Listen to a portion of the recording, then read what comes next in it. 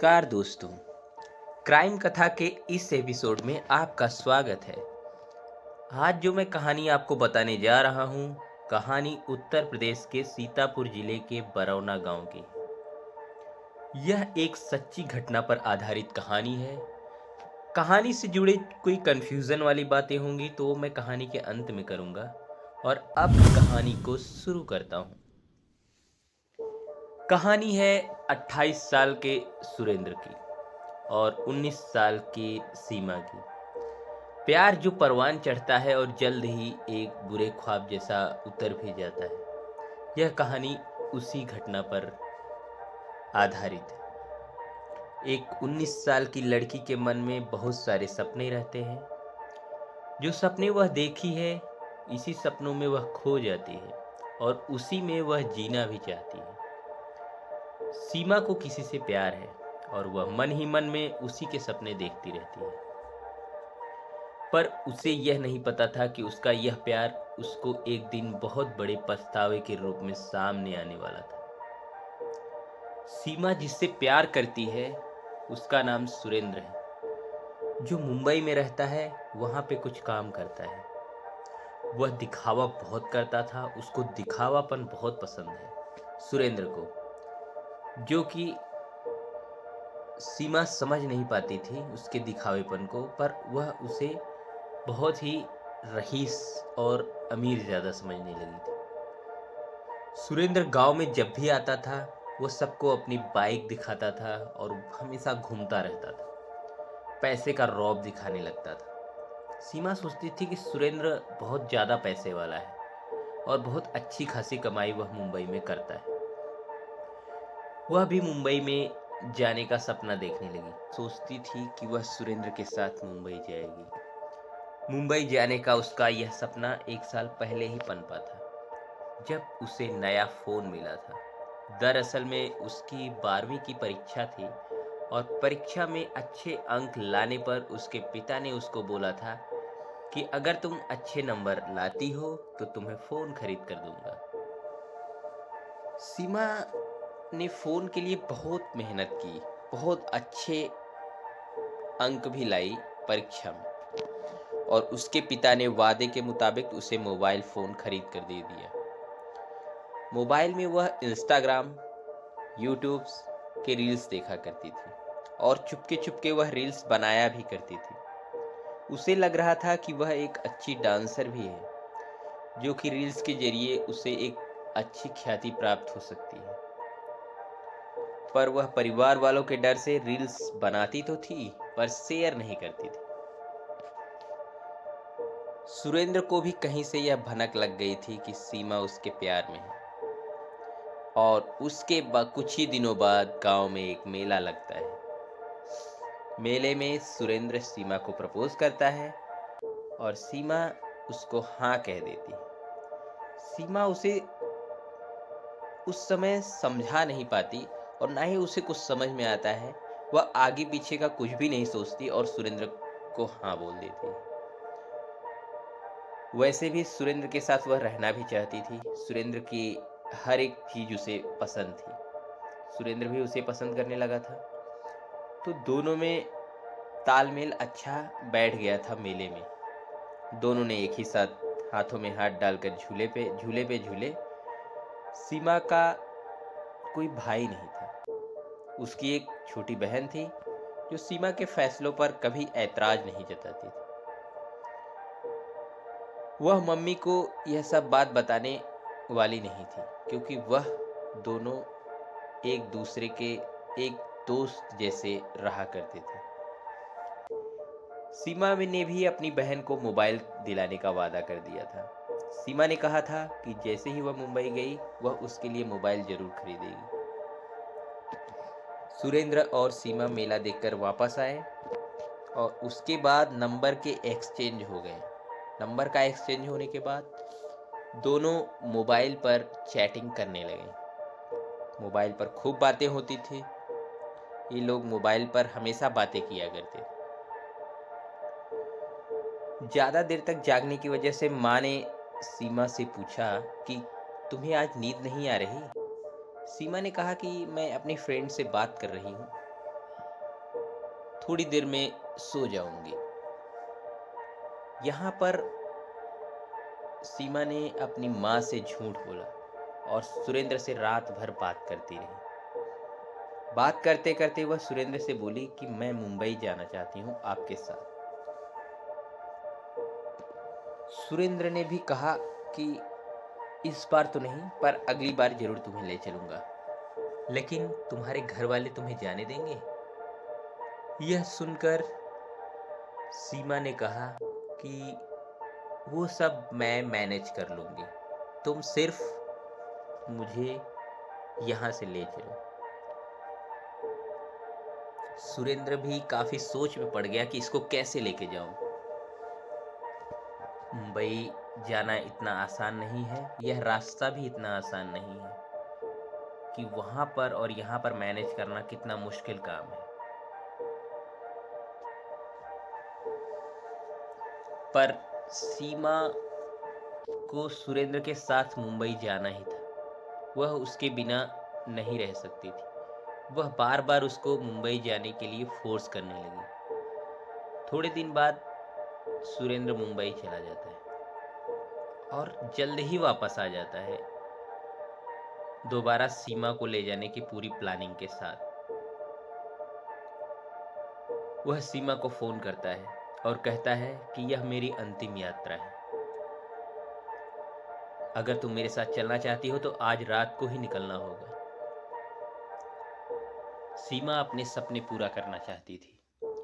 वह तैयारी में लग जाती है और वह मम्मी पापा को बिना बताए ही घर से भाग जाती है। रातों रात यह दोनों ट्रेन पकड़कर मुंबई की ओर रवाना हो जाते हैं।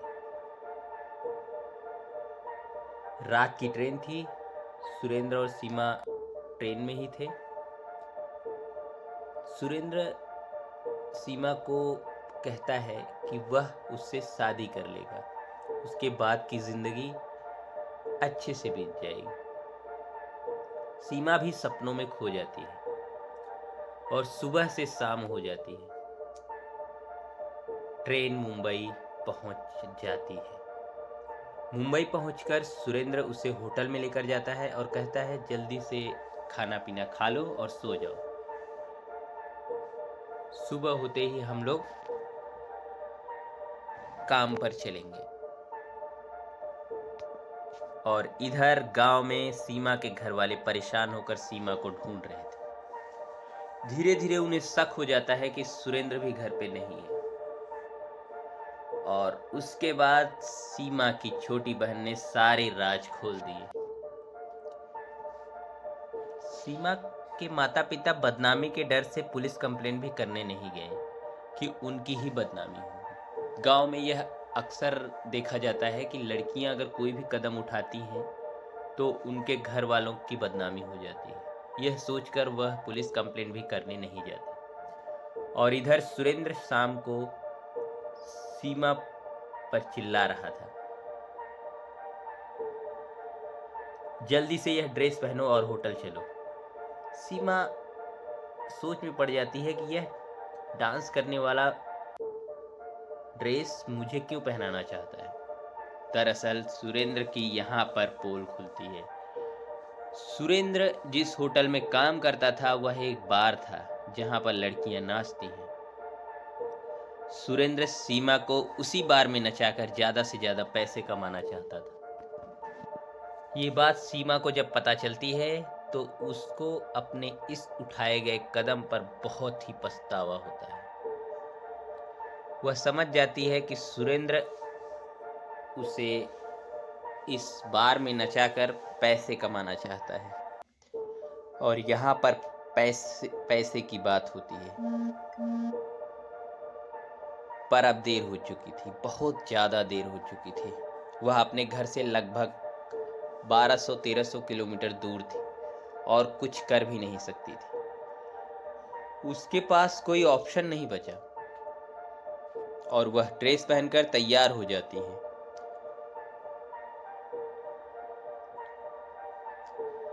बार में घुसते ही चारों तरफ शराबी लोग पीकर झूम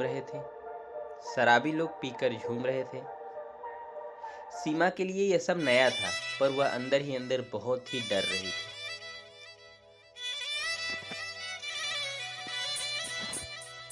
वह अंदर ही अंदर बहुत डर रही थी। थोड़ी देर में उसका परफॉर्मेंस स्टेज पर होने वाला था।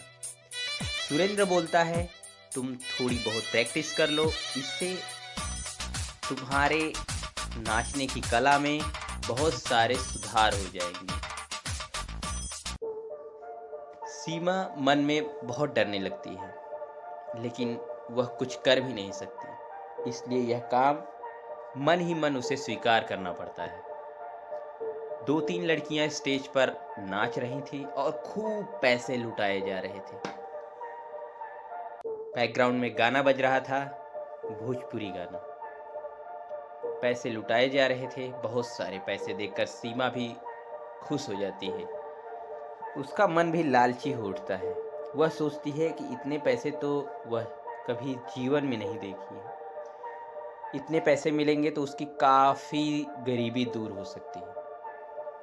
उसे लगता है यह सारे पैसे नाचने वाली लड़की को मिलेंगे। वह सोच ही रही थी कि इतने में वहाँ पर पुलिस की रेड पड़ जाती है और सब तरफ भागम भाग होना शुरू हो जाता है। सीमा डर जाती है। सुरेंद्र को पुलिस पकड़ लेती है। सीमा और अन्य लड़कियों को भी पुलिस अपनी वैन में लेकर पुलिस स्टेशन की तरफ जाने लगती है। वहां पर पूछताछ होना स्टार्ट हो जाता है। पूछताछ के दौरान सीमा अपनी कहानी बयां करती है, जिसे सुनकर पुलिस हैरान हो जाती है। सुरेंद्र को 2 डंडे पुलिस लगाती है। सुरेंद्र भी सारी सच्चाई उगलना शुरू कर देता है। पर पुलिस तब हैरान होती है जब पुलिस उसके गांव पर फोन लगाती है, गांव के किसी नज़दीकी थाना पर। तब पता चलता है कि वहां पर तो सीमा के बारे में कोई कंप्लेंट ही दर्ज नहीं हुई है।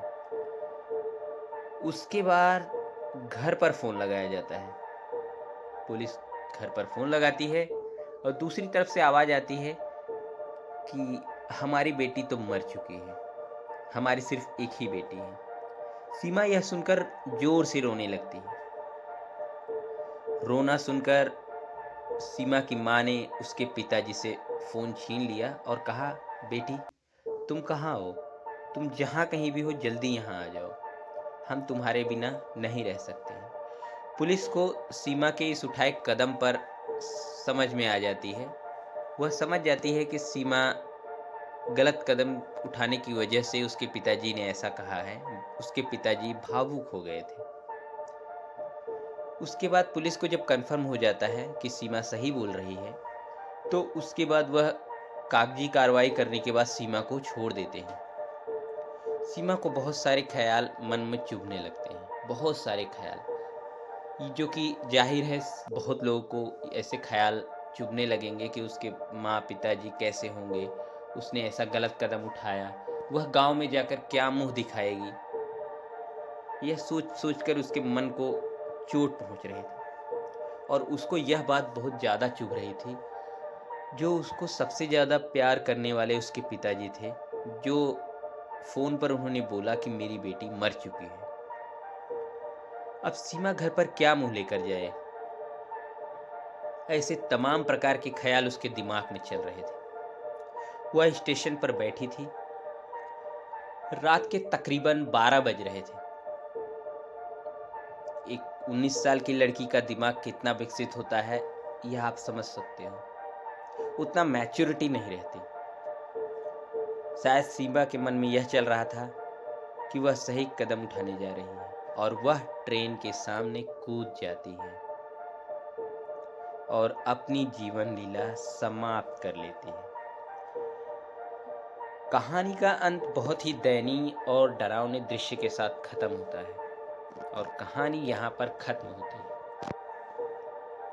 धन्यवाद।